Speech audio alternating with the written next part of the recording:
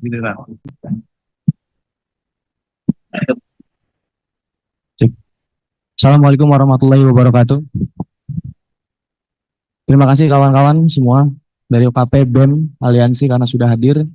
Kemudian terima kasih untuk belum karena menurut saya kalau kemudian apa yang kita sampaikan di sini tidak diakomodir oleh DPR RI, itu tandanya belum cukup untuk mengucapkan terima kasih pada teman-teman DPR.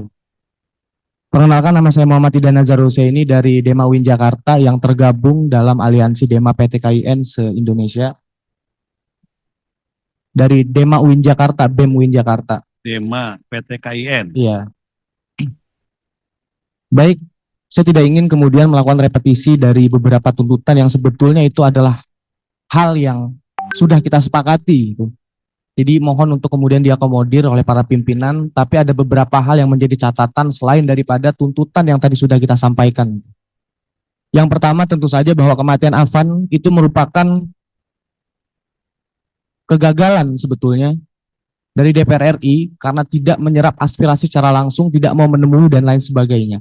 Bayangkan kalau misalnya DPR RI itu kemudian menemui masa aksi, itu tidak akan terjadi. Oleh karena itu, untuk kemudian mengakomodir seluruh tuntutan dari teman-teman, dari saya sendiri kemudian dari teman-teman PTKIN ini sepakat untuk melakukan adanya rapat seperti ini selama 6 bulan sekali atau 6 bulan 2 kali. Karena tidak mungkin Bapak harus ada orang yang meninggal terlebih dahulu sehingga kita bisa berkumpul kemudian berbicara mengenai bangsa. Itu yang pertama. Kemudian yang kedua mengenai aspek pendidikan.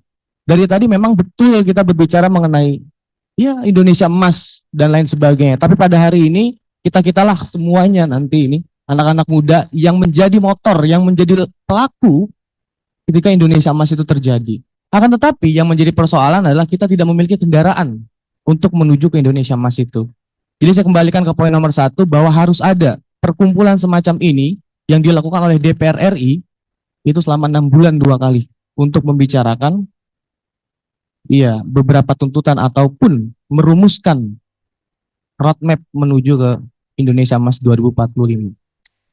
Nah, kemudian dari aspek pendidikan kita juga ingin adanya efisiensi dari tunjangan pejabat sehingga itu bisa dialokasikan untuk dana atau anggaran pendidikan.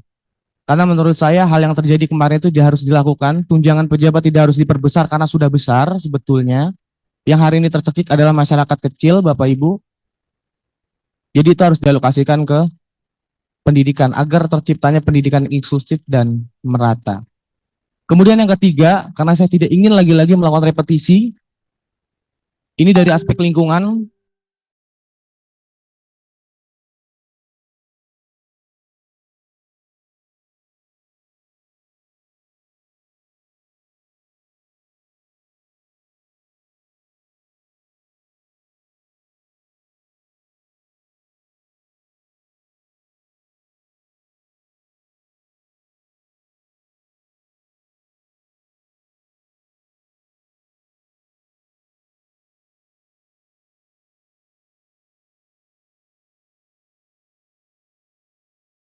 Harus adanya status quo ataupun human rights seperti human rights yang diberikan pada lingkungan. Karena perusahaan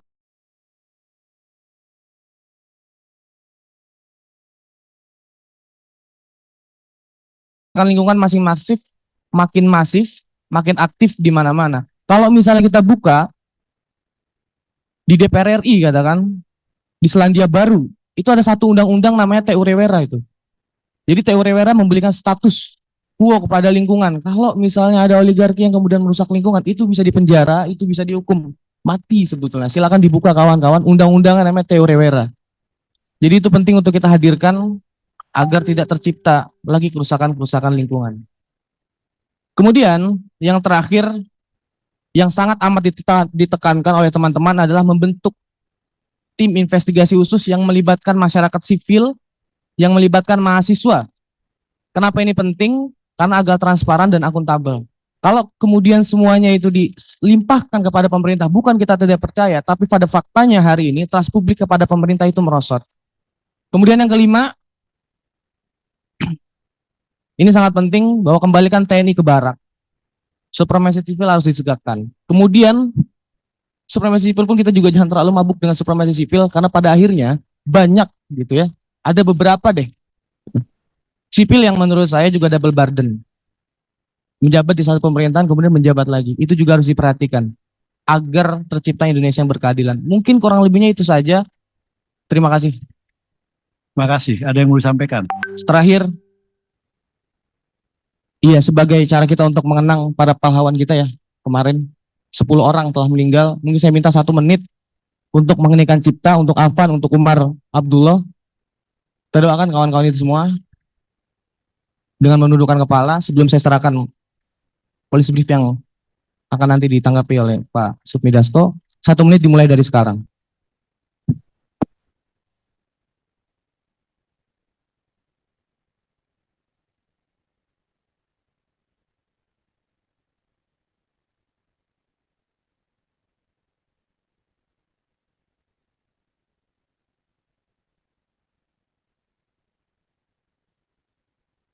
Baik, terima kasih.